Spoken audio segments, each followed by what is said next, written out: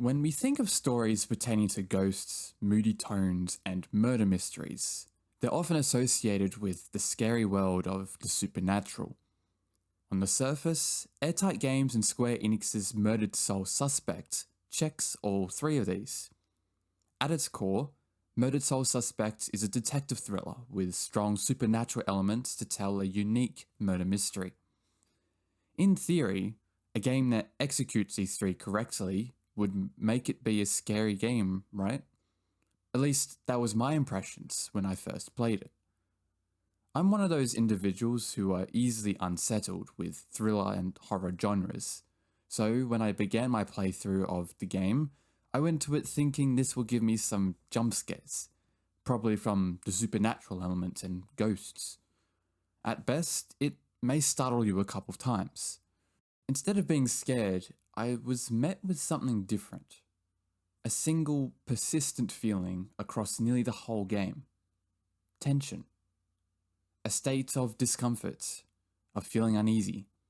It keeps you alert, skeptical of what's around the corner. What will happen next? It was chilling. This constant state was made more aware to me the longer I was in the game.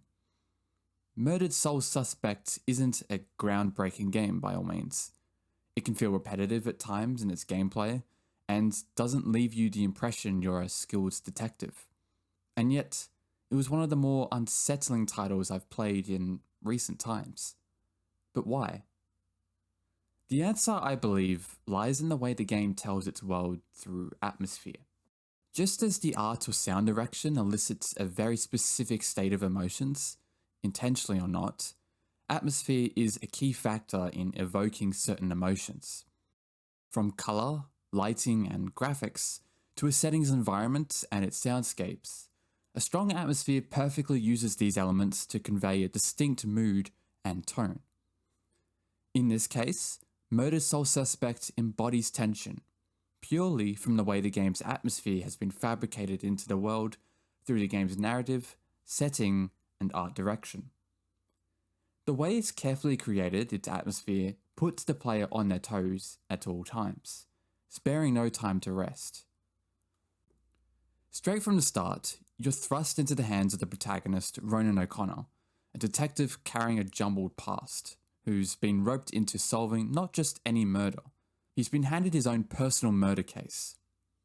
Stuck in the limbo realm Dusk, you have to track down the Bell Killer, the person responsible for your own death and why you got murdered in the first place. Only then will Ronan's soul ascend into the afterlife. Problem is, you can't interact with most of the physical world. Your killer remains unidentified, and you have an undefined, though assumed short window of time to achieve this before you're stranded in this realm forever. Murder mysteries are generally a genre that evokes tension. The plot of finding out who done it drives natural curiosity, a quality humans are allured at.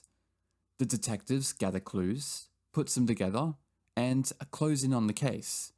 But then the stakes rise as a narrative event catches them unaware, and the cycle repeats. It's tense enough when you fail to catch, let alone identify your own killer. But when your name is another victim crossed on the killer's murder spree, the story then becomes more personal, even if you spend very little time with Ronan before he ends up killed. As you're putting the pieces together to identify the murder mystery, so too is Ronan getting closer to uncovering the Bell Killer and reuniting with his partner in the afterlife. As you explore the world of Salem, you slowly gather pieces of both your murder and the trails of the Bell Killer's other victims in hopes of finding a link between them. You may get more information on what transpired with each murder case, but there's always something missing. Eventually, you gather solid evidence to the identity of the killer, the tension now even higher. But as you go to the suspect's hideout and confirm the identity of the Bell Killer, the narrative's plot twist ramps up the stakes for the final act. Yes, you may have confirmed the Bell Killer's identity, but it wasn't the person the evidence pointed towards, let alone was the murderer one you anticipated. Once more, you fall behind as the tension swings in favour of the antagonist, now confirmed to be the ghost Abigail, who you first encountered upon entering the supernatural world. The final act then becomes a race to stop Earth from killing the next two characters close to Ronan, Joy and Rex. It's important for a murder mystery to build tension to both the characters and the audience. Narratives, especially with one such as Murdered Soul Suspects, must develop and sustain this tension throughout the story. But where the game's murder mystery story elevates the tension, it's the town of Salem at large that fuels the tension across the entire game. Salem, Massachusetts, is the staging ground of Murdered Soul Suspect. Deemed one of the most haunted cities in the world, it's no coincidence that this became the setting for the Bell Killer's murders and the game at large. A town renowned for its paranormal activity, murders, and, most importantly, the witch trials, a short-lived but significant event within the late 17th century, condemning people of alleged witchcraft and hung those who were marked guilty. Witchcraft in historical times was paranormal for the general populace, an area of the unknown that defied the traditional laws of physics established to humans at the time, something supernatural. Investigating witchcraft wouldn't exactly have been the likes you associate with in fairy tales.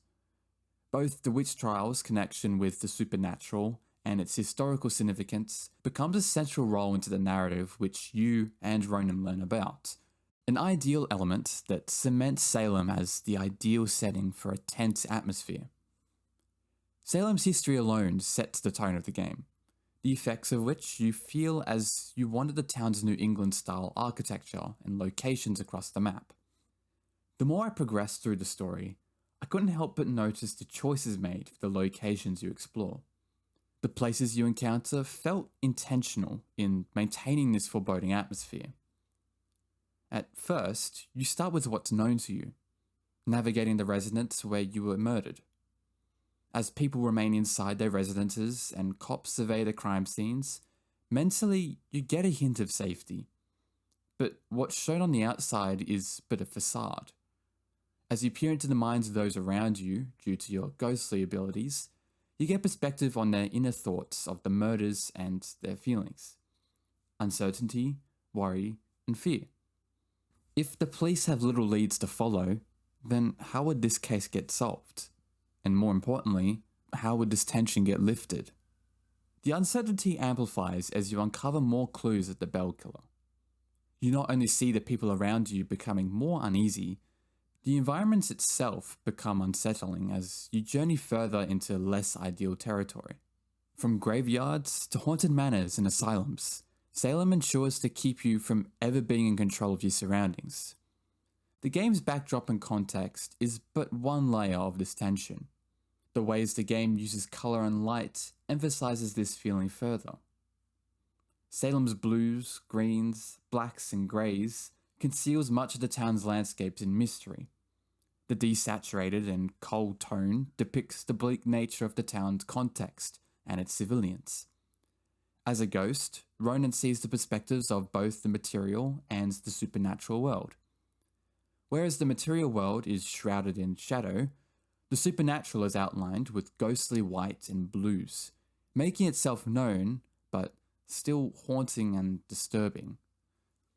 These two realms compete for dominance across Salem's points of interest, giving each place its own distinct mood. Places that embody familiarity and safety are more vibrant in colour, whilst locations unfamiliar and rich in paranormal activity are diluted and lifeless. At the church, the main hall is orange and conveys a warmer contrast to the bleak exterior of Salem. In ways, the church is both comforting and unnerving. Meanwhile, you venture into the asylum, and very quickly the unsettling tone of the setting becomes apparent. Angular white hallways, with sickly greens bleed into the grey and dark back rooms left unattended. Even the general premise of an asylum isn't exactly welcoming. As a ghost, your time in the supernatural realm is just as eerie than reality. Demons and lost souls are obvious candidates to watch out for, instilling a dangerous presence to avoid even in ghost form. Ghost silhouettes stalk you from the distance in Salem's dwellings, their idle states jittering in and out of your sight as you approach them. It's discomforting being surveyed by these lifeless ghosts wherever you go. Indeed, even the game's music follows you around the game. Though repetitive in nature, you never remain at ease when the piece whispers its tune. Ironically, despite playing as a ghost in the game, I still felt as if I was being stalked by a ghost beyond my sight. Throughout Salem's spectral world lies a series of collectibles to pick up. These detail various events about the town of Salem, backstories of Ronan and other notable characters. Each location has their own suite of collectibles to find, documenting events within Salem that detail small but haunting paranormal stories. Listening to some of them at night definitely sent some chills up my spine. If even the collectibles instill a disturbing atmosphere, then what else could in this game? The game's menu. When you look beyond the game's missing elements, one thing's made clear. Murdered Soul Suspect's atmosphere was a primary focus point for amplifying the game's story. The way the game is being laid with tension across all its areas lets you feel as much on edge as Salem's residents, even if you are Ronan's invisible ghost. Salem's atmosphere was delicately fabricated for the game's original take on a murder mystery. Without it, it's hard to know the impacts this would have had on the game, and whether you'd still feel the same. The Bell Killer may have been Ronan's antagonist, but Salem's atmosphere was the real obstacle, an unending shadow of tension that never retreated, never cared, and never rested until you closed the case. Thank you for watching, and I hope you enjoyed this topic. If you've played Murdered Soul Suspect, have you felt the same sense of uneasiness as I did? Or did you perhaps experience a different sensation playing the game? Let me know what your thoughts were. Thanks for watching, and I'll see you in the next video.